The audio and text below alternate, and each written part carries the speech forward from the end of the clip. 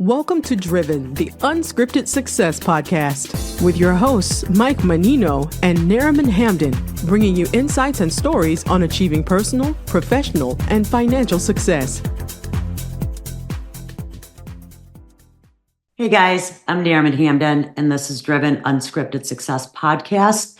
Today we have a great guest. We have Brian Carr, who is the president of the Notre Dame Club of Naples.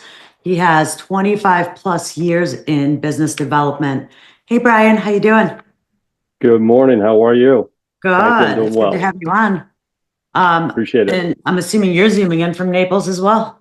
That's correct. I see the beach. Is that Vanderbilt right behind you? No, a little further south than that, but not far. Literally a few miles away from Vanderbilt Beach. So that's great. So let me ask you a couple questions here to get to know you. And so let us know, why don't you tell us a little bit about what you do and what your company does? Okay. So, basically my background is business development, which is sort of bridging the gap of sales, marketing, and operations, and working with businesses and organizations, and frankly, trying to improve and expand and enhance on those efforts. It goes, is it better client relationships? And really it's creating those relationships for business organizations that are client driven, not customer driven. I say that because when a customer could be a 7-Eleven, you walk in, you walk out, they never come in again. A client-based relationship that I really strive for is to really bring value added and sort of a informational advisory role so that you have a working relationship with clients.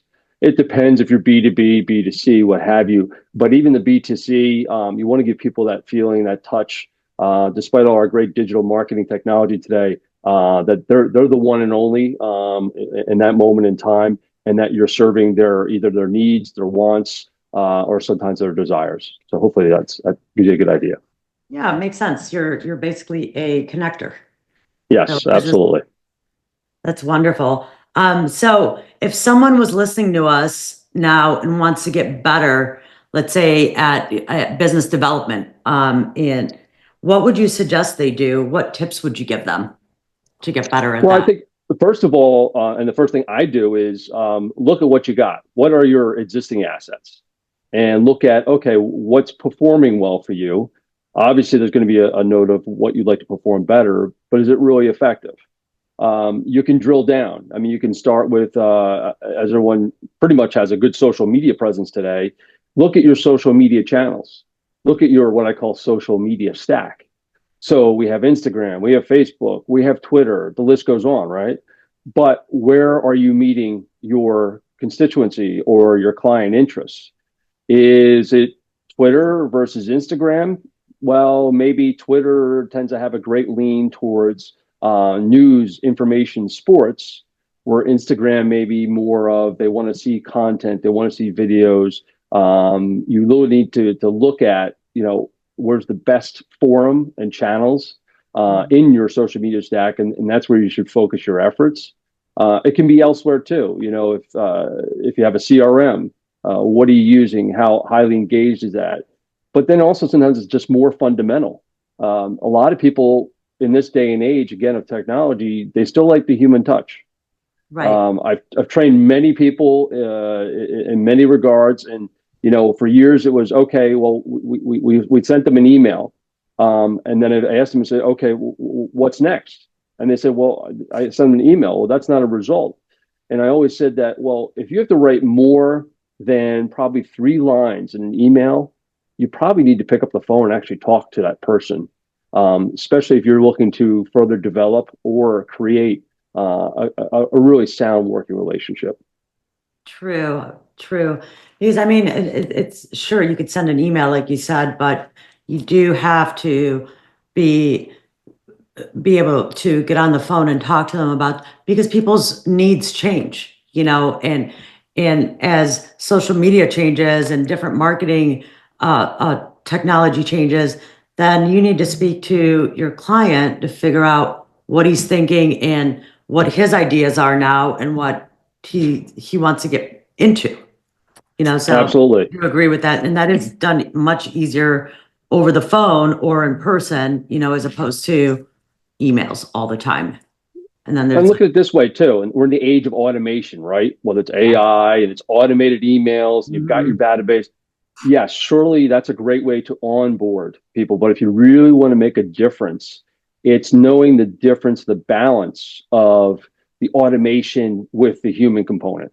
We're not, we went years ago when the internet started in the mid 90s, everybody thought it'd be the replacement of certain industries. They're like, oh, people would just go online Yeah. and they'll buy there. They won't need advice. They won't need insight.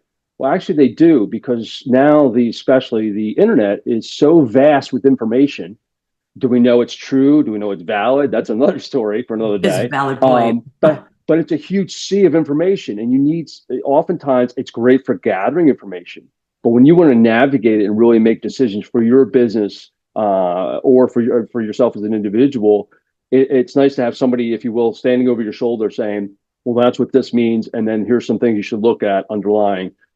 It's impossible to know every industry under the hood, but ultimately, if you've got your set of information and you can provide a way to navigate and narrow down those decision-making abilities, I think that's really sets you apart. It's the balance of understanding technology and the human interaction component. Yeah, that is absolutely true. So what's one of the biggest challenges you've had to overcome in your career? I guess it's the constant challenge, and I welcome it. The opportunity is the constant learning, from Mhm. technology, from how you interact. I've been around the block a little, so I come from the old school marketing where before we had all these wonderful digital things to post, we literally were doing printout copies, and so you had to to really discern, but also to advise people. I had to learn the digital component. Thankfully, I took that on as an early adapter, and then just the constant need and progression is unbelievable. And it's the themes you have to keep up with. Okay, what's effective? What's a new marketplace? And then it's also really, if you will, finely tuning what makes sense for a business, creating campaigns that matter. It's one thing to go viral, but if you've got 30,000 followers, but nobody's engaging you for business purposes, or you're not monetizing, then all you are is just popular. So I think monetizing as well your digital and your marketing efforts, that's always a constant challenge, because it's forever changing. Oh, for sure. I mean, it changes daily. If I it think it even, changed since we've been talking. right, right. Too funny. So what's a skill or habit you think doesn't get enough credit for contributing to your success? It's frankly just the simple discipline.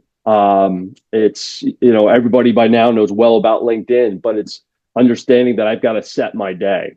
I've got to create space and time for me creatively, but also going back to LinkedIn, I dedicate, when I work for a client, at least 1 hour a day is blocked out, the same time frame, to focus in on who I need to respond with, but am I messaging to that market for things that matter to them?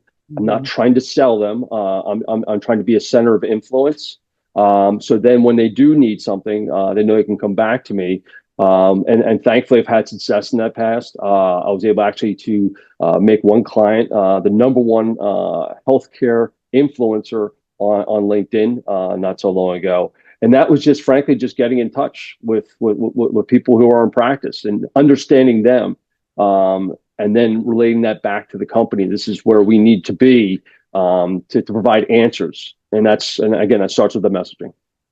Yeah. So you really dig in and do the research, you Yes, know? you got to go under the hood. Yep. So my job is, frankly, I parachute in, sometimes by private equity, holders, et cetera. Sometimes it's small to mid-sized businesses that are looking either adding a business silo, or they're just looking to grow organically. And frankly, I parachute in, and for the first 2-3 months, especially, my job is to sit at the right hand of the CEO or ownership or leadership and learn everything they know and try to get my arms around it, look at their messaging. How are they communicating? Where are they communicating? How effective that is? And basically, if you're doing well in a certain channel, how can we further capitalize on that? Right. So has there been a book or a podcast or someone that's really changed your outlook or approach? I'd have to say it's a conglomeration. Okay. I'm one of those people where I take bits and pieces. I have to tell you, really one person specifically that sort of set a tone for me, believe it or not, was a football coach. His name is Coach Lou Holtz. Some may know. He won a national championship with Notre Dame. So imagine that, a Notre Dame connection. Yeah, right. Not you. But yeah. So he has certain tenets that he professes. And he basically says, do right. And basically it's understanding, respect for others, treat people as you want to be treated. And then ultimately, come to play every day, locked in and, and focus on what's in front of you. Which makes sense. I mean, you gotta be, I mean, like the perfect analogy is football, a player doesn't show up without his uniform, cleats, and the mindset of he's got to be on the field and ready to do whatever needs to be done to get the ball and run it up the field. So Absolutely. same in anything else in life. Can you share a personal habit or a routine that has significantly contributed to your professional success? I think first and foremost is carving out my day, creating those blocks of time. Believe it or not, sometimes it's personal. For me, the physical is mental, the mental is physical. So it actually comes to first thing in the morning. I get out, I get walked by my dog. After I get walked by my dog, I have to work out in some capacity. Just takes the edge off. Whether it's going for a run or it's lifting weights. But at the end of the day, I can't have a bad day because I've accomplished so much right out of the gate. And it just gives me a certain energy. It clears my mind. It gives me a good energy level that allows me to focus in on the day at hand. And then, one thing I could say is, I really create a schedule that's conducive for me to perform. I know I never take a first thing Monday morning meeting because everybody's got something that happened from late Friday over the weekend that draws their attention.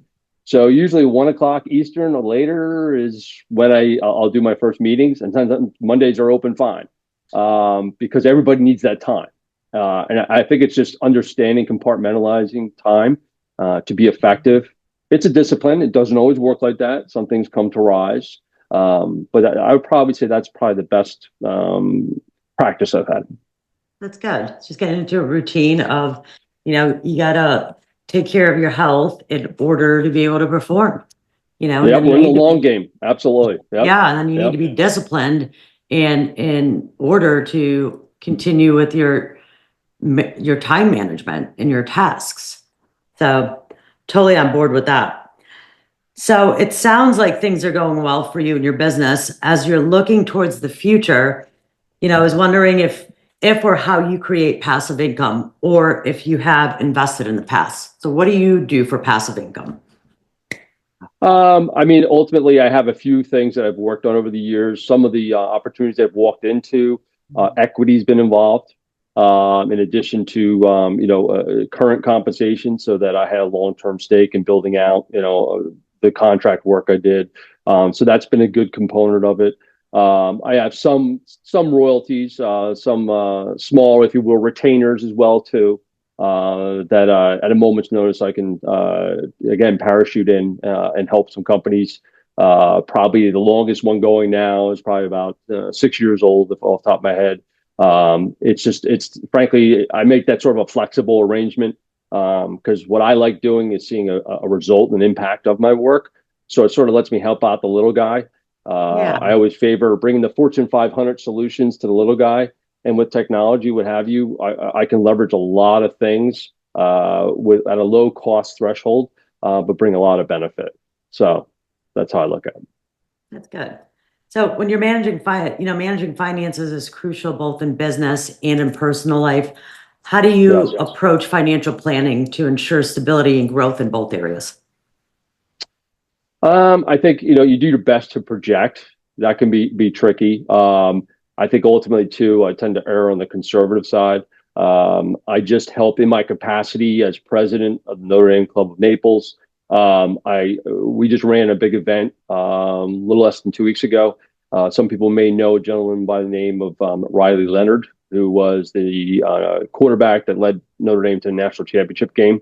And now he's going to the NFL draft. We actually had him visit with us. And basically what I did is we worked through those channels. We're some charitable channels with it, what have you. But bringing those events and those types of applications, you have to be, we're doing lean and mean because for charitable purposes. So financially, you need to be fiscally conservative. You have to put money out to make things happen, but you need to be conservative. And so, in something like that, fiscally responsible, I make sure I do sponsorships first. I make sure the money's in house even before we step foot into that arena of that event. So I know everything there going forward is we're in the black, but it's profit for the charity in that case. Mm-hmm. So that's sort of how I approach everything. I just don't count my chickens before they're hatched. I guess is what it comes down to. Yeah, and I do it on a personal level too. I just conservative. I'm more of a practical, value-based type of person approach. So that's sort of in my guiding light. Yeah, that makes perfect sense. I mean, it's not like you're gonna go run up a credit card bill without having the money in the bank. Correct. Yeah, it's basically live within your means, whether that's a business or whether it's an individual. Not always easy to do. Sometimes, you have to invest to get return. But by and large, just keep it fiscally. For sure. So if you had one nugget of advice for someone watching to follow in your footsteps, what would it be? God bless you. I guess, for me, especially on a personal level, I love the spice of life, which is variety. For me, I've had days where I've had a dozen meetings and I looked at, 7:30 in the morning, I'm about to step out the door and make these meetings. And I'm like, how am I going to do this? This is going to go all day into the evening. And believe it or not, by the end of that run of 12 meetings, I actually was on a high because what I do, the variety for me, I feed off of people's energy like we are today. Just the interaction. And I think if you have that, if it's in you or not in you, it depends. But when you approach everything, just lock in to who you're across the table from, who you're across the screen from, whether it's a Zoom, a Teams, whatever the case may be, and just lock in that moment in time. And I think you'll find that you can make so many connective tissue moments. Everybody's different. You can't help everybody, but by and large, you may know somebody within a circle that can help each other. And that's just sort of my basic philosophy. But I also said one really strong piece of advice: technology is wonderful, great, I love it. It's a great leveraging tool. It's not. It's a tool though. It's not the endpoint. It's not the complete solution. So always be sensitive to the balancing act of technology to people interaction. And again, today, I think we're losing some of that. We call in, we get these automated systems. You spend 20 minutes talking to no one. It is what it is. I understand why they do that. But boy, sometimes I just want to get on and talk to people like we are today. And I can get answers. And based on my questions and their responses, it leads you down a path of not just connecting, but learning. Right.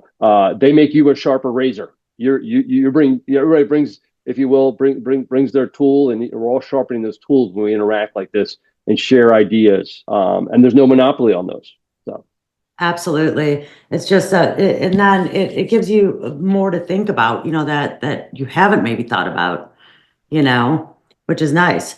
So, what do you have planned on the horizon in the next 6 to 12 months?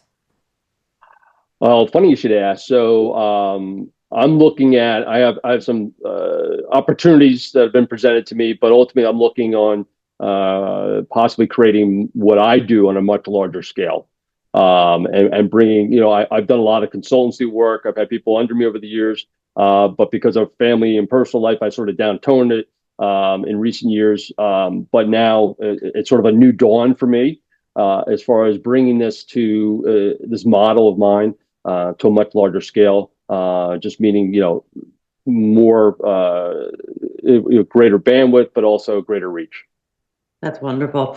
So for anyone who wants to dive deeper or connect with you, where's the best place for them to find you or to get a hold of you? Frankly, my LinkedIn profile, there's a number of Brian Carrs, but hopefully I stand out in that regard. Carr with two R's. What's that? I said it's Carr with 2 R's. It's Carrs with 2 R's. Yes, exactly. And so you'll find me as a business engagement advisor, because everything we've said, basically most of today, it's all about engagement. It's engagement internally and externally, and frankly, all trying to make it work in concert. If that makes sense. That's awesome. Well, thank you so much for coming on today, Brian. I really enjoyed speaking with you. And if anyone out there, you guys listening in, want to learn more about Brian and what he does, and if you need his services, just, you know how to get a hold of him on LinkedIn. It's Brian Carr, Carr. Thanks, guys. Thank you. Thanks for listening to Driven, the Unscripted Success Podcast. Want to share your story? Apply to be a guest at drivensuccesspodcast.com/guest.